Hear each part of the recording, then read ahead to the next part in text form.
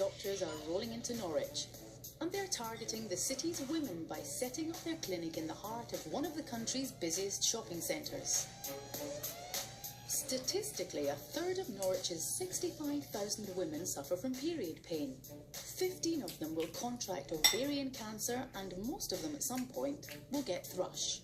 So today the doctors are getting stuck into the vagina, taking the embarrassment out of a part of the body that women don't seem to know that well.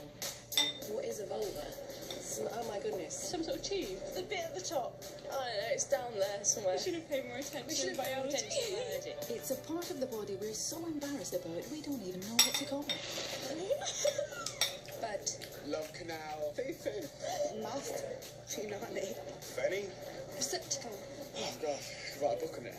But it's high time we got over our embarrassment and learned to love our vaginas. You should be grateful to your vagina. Most of us came to this world through one. And, thanks to them, we're one of the few female mammals who can have an orgasm. So, ladies, don't be coy. They're amazing, and we're going in. In the Embarrassing Illnesses Clinic tonight, a hormonal horror story. I have to shave twice a day. A patient with a growing gap in her life. My sex life is over. And a woman who can't help clamming up. The debilitating factor for me is psychological. It's what I will and won't do in the intimacy of my bedroom. The doctors are determined to stop us cringing with embarrassment. Vagina. Even at the mention of it. Well, you see, but you're laughing. To be fair, after your heart, it's probably the most important part of your anatomy. So they decide to get the women of Norwich up close and personal with their own private parts. Your vagina. I don't know what you're laughing at. You've all got one. It's nice to see it. Yeah, that's the problem, isn't it? You never look at it. It is embarrassing sitting here in front of this. Yeah. You find it a bit strange? Yeah. How do you think I feel? Do you know where your vulva is? What about your clitoris? Come on, girls. This bit? Yes. And what about these bits? What do you think these are called?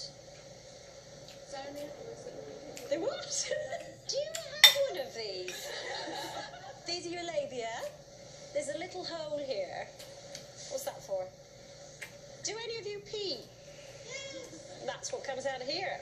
And right in here is your vaginal orifice. You know, you've all got one, so you've got to know what yours looks like and what's normal for you. And that's great for us because we can really rely on that to then help you and get a diagnosis and try and sort out the problem. Any questions? No, they're mortified. No more? So we're here for you all day today. If you want to talk about babies and contraception, sex, how to make a good cheese souffle, anything you like.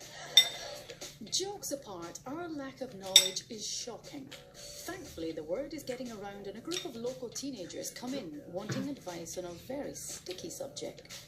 What is discharge? Is it like boys? Is it like the boys? What do you mean by that? Why do we have it? I mean, discharge is mucus that you make. It changes in the middle of your cycle when you ovulate, and then it starts to get thicker just before you menstruate. And it should be pretty much clear. Any smelly things going on? Is it really bad to have like smelly or discoloured or something? If you have smelly discharge, the chances are it's due to an overgrowth of bacteria. They're the same bacteria that sit in your teeth if you get tooth infections, or up your nose if you get sinus infections. So they're smelly. They're smelly bacteria. Have you heard of a thing called thrush?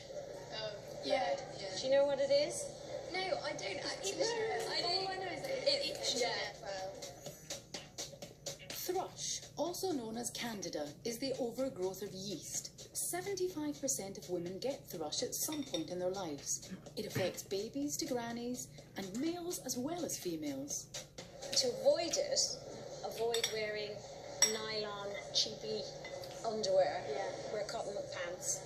Avoid wearing things like thongs. What can you do to get rid of it? Well, it's really easy to treat. You can even take a pill now, which you buy over the counter in the chemist, and it gets rid of it. That's good. Anything else you want to ask? I'm glad I've cleared a few things up. Yeah.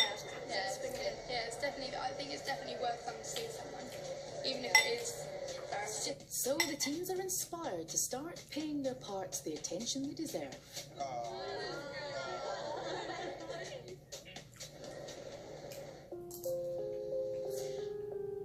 42-year-old Debbie is so embarrassed by her vagina, she's paid it no attention at all.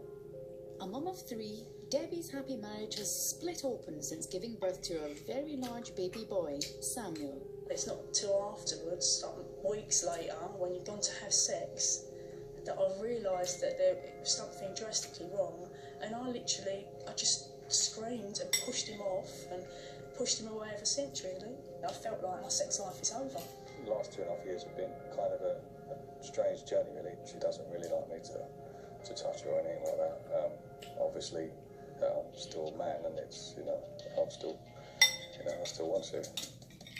Debbie's had enough of suffering in silence. I look like a woman, but I'm not a proper woman. Inside, I'm mangled. She's come to our clinic to see Dr. Harper. Come and take a seat. Tell me, what are we doing for you today?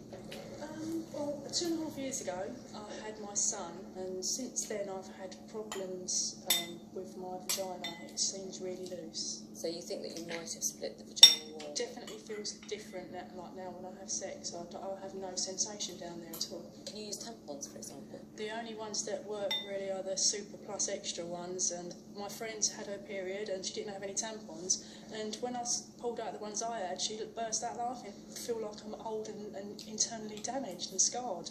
I think we need to do something about that. We ought to have a little look.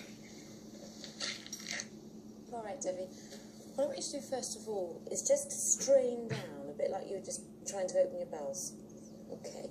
The wall of your rectum is actually just coming out of the vaginal opening. Yeah. Straight down. Yeah. It's going to pop a speculum in. You've actually got weakness at the front and the back, Debbie. What I'm going to get you to do now is to pop onto your left side, curled up like a baby, all right? The muscles in Debbie's vagina are so loose that her bladder and rectum are pushing through it, causing her to leak both urine and faeces. You're going to need an operation just to tighten all that up, but that's probably quite straightforward. So if you want to put your things on, all right, and I'll drop a letter to the gynaecologist and we'll get a second opinion. The Embarrassing Illnesses Roadshow has come to Norwich, treating all things vaginal. But the women of Norwich don't seem to have a clear picture of exactly what those bits look like. Do you ever check things down below? Well, I tend not to. No. Never been that curious. Green mirrors ready to lift yourself up. If something changed down below, if you had a little problem down there, do you think you'd notice? You wouldn't, would you? Because you never ever look, do you? So, in a bid to get women to start looking, Dr. Harper is on a mission. I think they're a great group of women, and they're obviously doing a lot to look after their hearts and their bones, and they're probably quite health conscious. But I bet, like most women, there's one part of their body they don't keep an eye on. How many of you would check regularly for moles? Most of you. How many of you check regularly for breast lumps? All of you. Okay. And how many of you would check your vulvas? None of you. What is a vulva? Very good question. The vulva really encompasses everything from that little pad of fat